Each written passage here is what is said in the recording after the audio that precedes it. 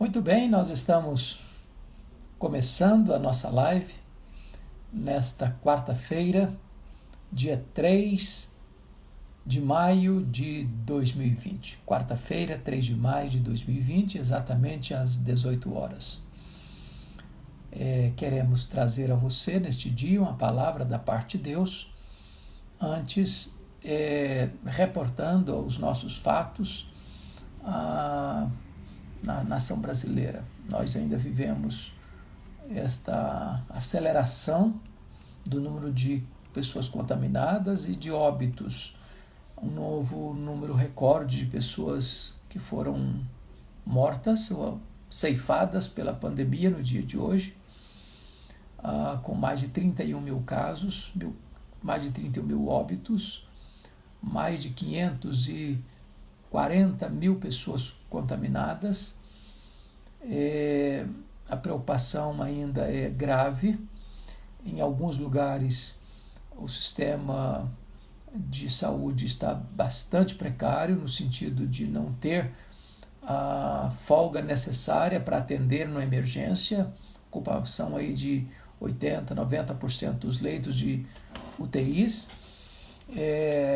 Ao mesmo tempo, as autoridades sentem necessidade de flexibilizar a quarentena, porque a economia já está esgarçada demais, já está em agonia, agonizando mesmo. Em alguns setores, muitos já não conseguem mais retornar ao mercado de trabalho. Muitos funcionários já foram despedidos, outros também têm a preocupação de que isso venha acontecer com eles, e isso vai gerar ou desencadear crises maiores, mais profundas, num futuro breve. Por outro lado, nós vivemos essa situação dramática no mundo, né? Nos Estados Unidos, a revolta popular tem sido grande, as manifestações têm sido cada vez maiores e mais capilarizadas em vários estados e cidades.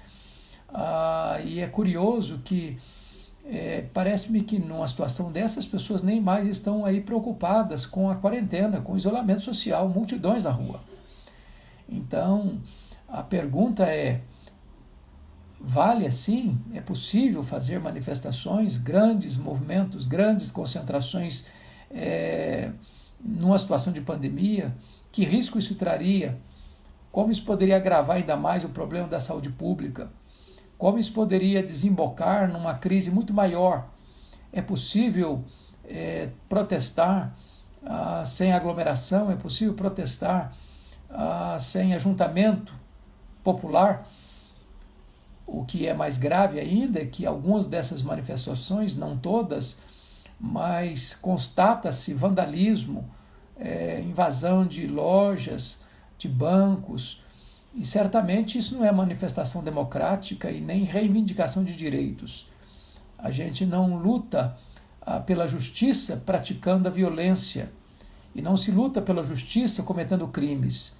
Então, da mesma maneira que nós defendemos o direito das pessoas a manifestarem, nós achamos que as pessoas podem e devem mostrar sua insatisfação com esta, com aquela decisão, mas não se pode jamais referendar o vandalismo, a invasão de propriedade privada ou pública, a depredar o patrimônio público ou privado.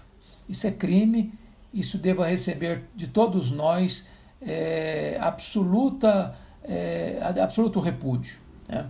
Aqui no Brasil, infelizmente, mesmo numa situação tão trágica e dramática como essa, algumas pessoas têm ido às ruas pleiteando isto ou aquilo.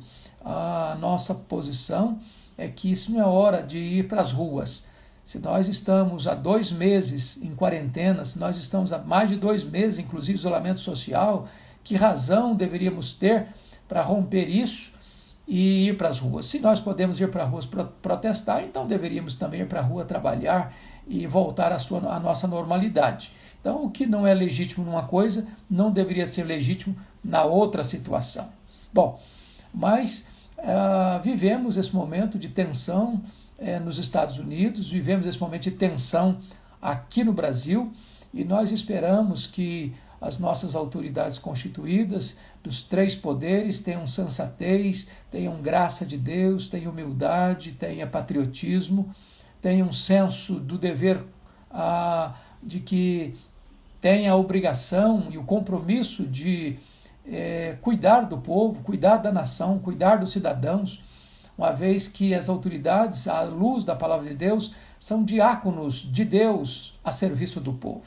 É assim que nós entendemos que é o líder. O líder é aquele que serve. O líder é aquele que serve. Quanto maior um líder, mais ele deve servir. Mais ele deve ser um mordomo. Então esta é a nossa posição à luz das Escrituras. Hoje eu queria deixar uma palavra de Deus para o seu coração, mormente num momento em que parece-nos que as pessoas têm muita facilidade em enxergar o erro do outro, mas tem muita dificuldade de enxergar os seus próprios erros. É mais fácil a gente identificar falhas no outro do que na gente. Nós usamos lupa para descobrir os mínimos defeitos do próximo, mas tapamos os nossos próprios olhos para ver os nossos próprios erros. E na primeira carta de João, no capítulo 1, versos 5 a 10, o apóstolo João diz que o pecado é traiçoeiro, o pecado é enganador, o pecado, ele comete as suas trapaças para tentar nos enganar.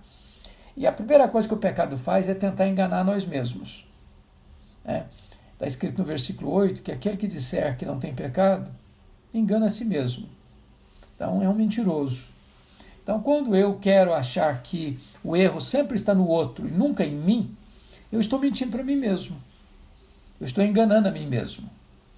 E o pecado, ele tenta enganar a nós mesmos. Ele tenta nos convencer de que somos melhores do que somos. E que as pessoas são piores do que são. Então nós usamos 2 pesos e 2 medidas. Somos severos demais com os outros, complacentes demais com nós mesmos. A segunda coisa é que o pecado, ele tenta nos levar a enganar o nosso próximo. No versículo 7 do capítulo 1, João diz assim: se porém andarmos na luz como ele está na luz, temos comunhão uns com os outros. E o sangue de Jesus, seu Filho, nos purifica de todo pecado. Nós só temos comunhão uns com os outros se nós andarmos na luz. Porque se nós andarmos nas trevas, nós vamos enganar as pessoas. Vamos passar uma imagem melhor para as pessoas do que, de fato, somos. Vamos parecer mais beneméritos do que de fato somos, mais caridosos do que de fato somos. Então, às vezes, as pessoas amam quem nós aparentamos ser e não quem de fato nós somos. Porque o pecado, ele não só tenta nos enganar, mas tenta também nos levar a enganar os outros a nosso respeito. Mas, finalmente, em terceiro e último lugar, o pecado nos leva a tentar enganar o próprio Deus. É o que o versículo 10 diz. Se dissermos que não temos cometido pecado, fazemos Deus de mentiroso. E a sua palavra não está em nós. Isso porque a Bíblia diz, a palavra de Deus diz que todos pecaram e destituídos estão da glória de Deus. Não há nenhum justo. Desta maneira, quando eu tento afirmar que eu não tenho pecado, que eu não sou pecador, que eu não tenho erros, que eu não tenho falhas, que os erros não estão em mim, mas nos outros, eu estou não só enganando a mim mesmo, não só tentando enganar os outros, mas também tentando enganar o próprio Deus, que não pode ser enganado. Porque é o próprio Deus quem afirma categoricamente que nós somos pecadores. Então, qual é a maneira de viver? Uma maneira digna de viver. Primeiramente, o apóstolo João nos ensina que nós devemos confessar os nossos pecados. Versículo 9. Se confessarmos os nossos pecados, Deus é fiel e justo para nos perdoar os pecados e nos purificar de toda a injustiça.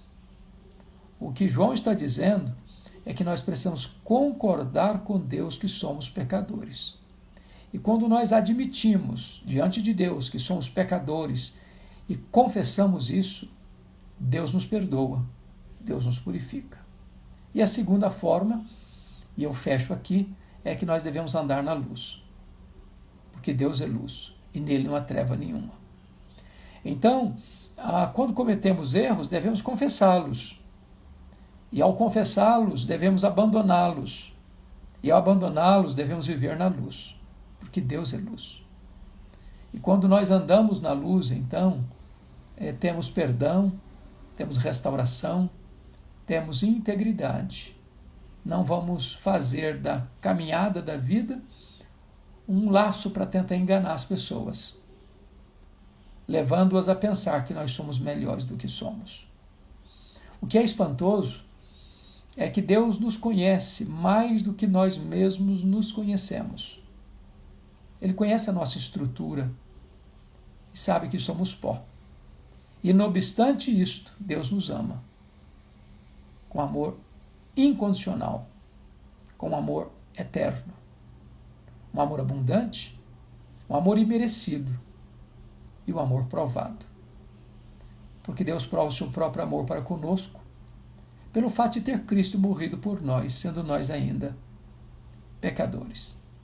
Então, com esta reflexão, eu desejo a você uma boa noite, que Deus abençoe sua vida, que Deus abençoe sua casa, que Deus abençoe sua família. Fique na paz. Um grande abraço a todos.